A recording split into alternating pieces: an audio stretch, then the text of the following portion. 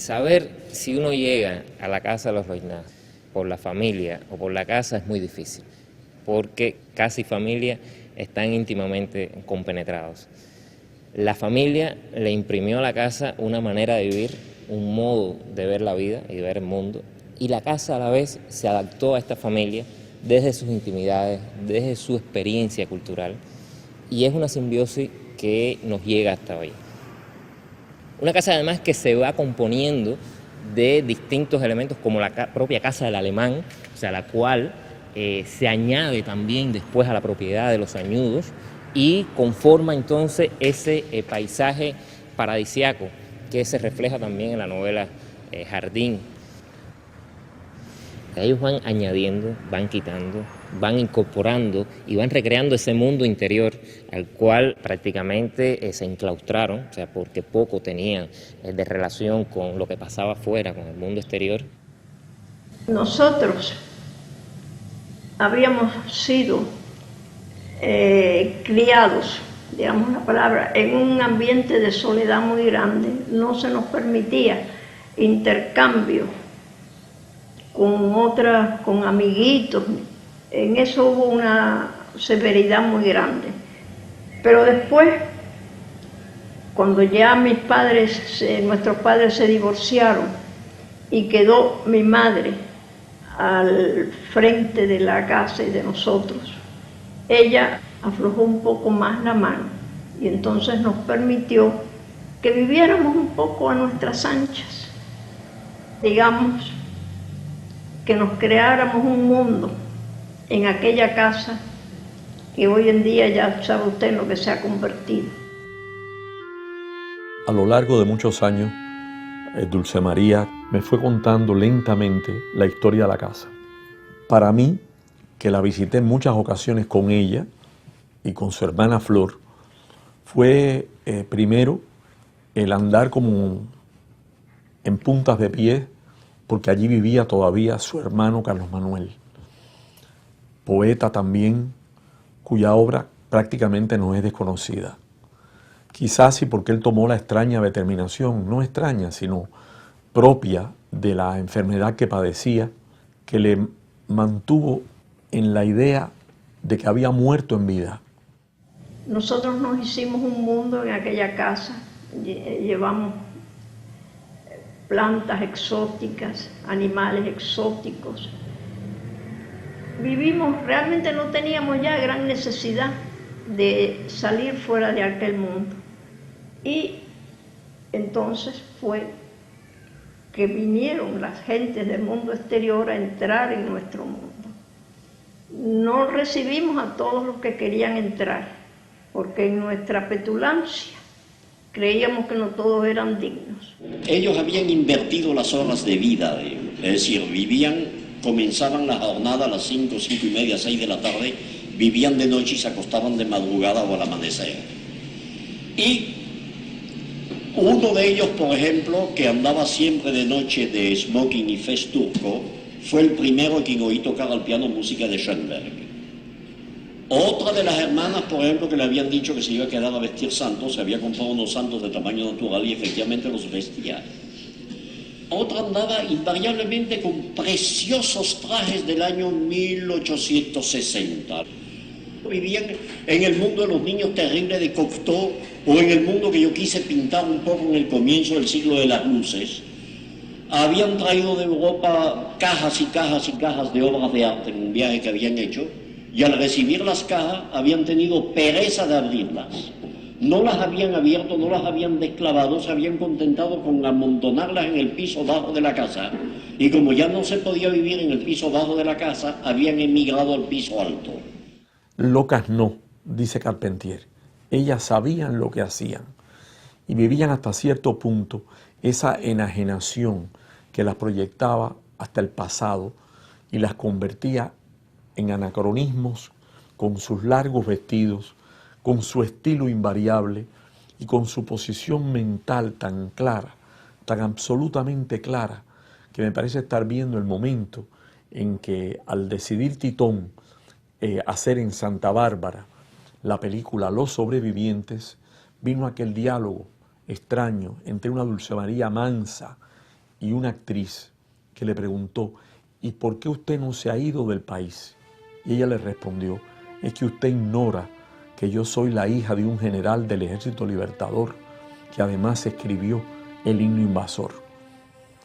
Alejo Carpentier, en un lindo documental que se conserva, explica lo que pasaba en el jardín, cuando todavía ellas se iluminaban no con luz eléctrica, sino con luz de carburo y lámparas de queroseno.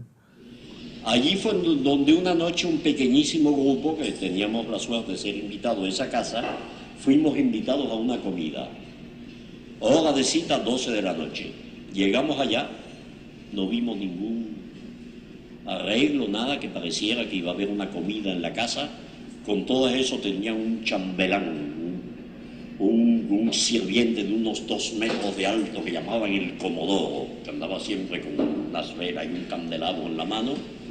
Y al poco rato nos montaron en automóviles que eran automóviles Renault del año 1910, 1912, porque ellos compraban automóviles y no los revendían ni los cambiaban, los iban amontonando como un museo.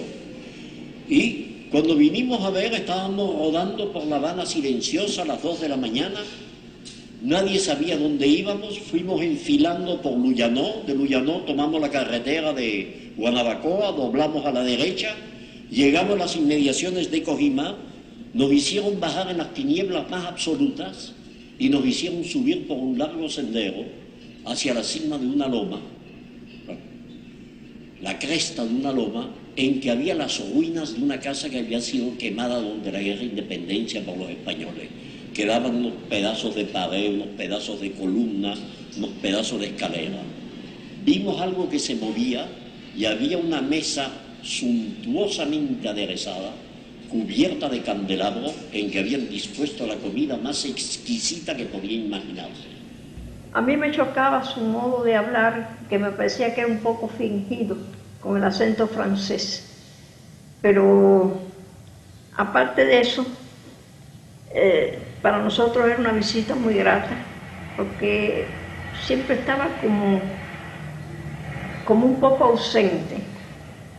Él decía que los ausentes éramos nosotros, pero yo creo que era él el que era una persona así un poco distraída. Pero tenía una cultura enorme y sobre todo una cultura musical.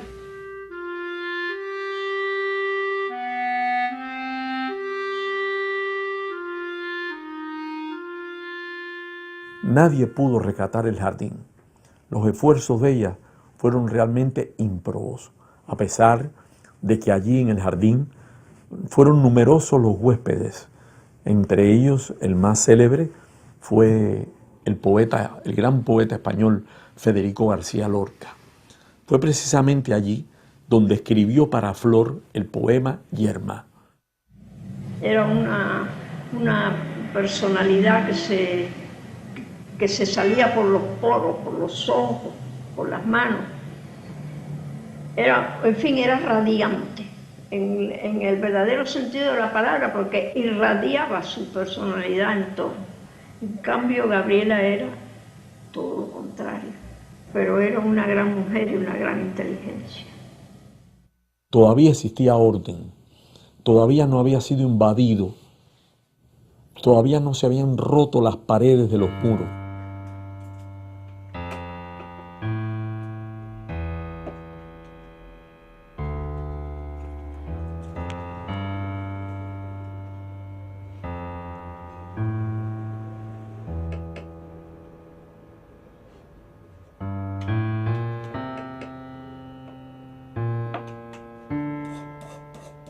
Nosotros no teníamos aquí donde vivir y entonces mi esposa le habló para ver si ella podía darnos un lugar para vivir aquí, un cuarto, cualquier cosa. Y entonces ella pues cogió a mi esposa, le dio un cuarto, dijo, mira, nosotros te vamos a prestar esto aquí para que tú estés un tiempo aquí. Después pasaron años y años y entonces ella no pudo venir más aquí porque ya ella estaba muy vieja, muy enferma. Y no podía venir acá, dejó de venir. Y conduce una relación, pues bueno, más o menos, no una cosa, porque en definitiva nosotros le damos respeto y favor de que nos dio aquí, pues sin conocernos prácticamente. Dice ella, ustedes orientales, ustedes son como la verdolaga, que uno le da una ayuda y después se expanden todo y se cogen todo esto aquí. casa hoy se mantiene viva, todavía se le siente esa capacidad de creación, esa capacidad de motivación, esa capacidad de ensueño, donde uno penetra a esta vivienda y parece que está entrando en otro mundo, justamente en ese mundo de creación, y eso queríamos aprovecharlo, o sea, queríamos aprovecharlo en esa oportunidad que tiene la zona, que tiene el Vedado, que tiene esa zona hoy también en transformación, y que puede tener la casa para convertirse en un motor de creación para las nuevas generaciones.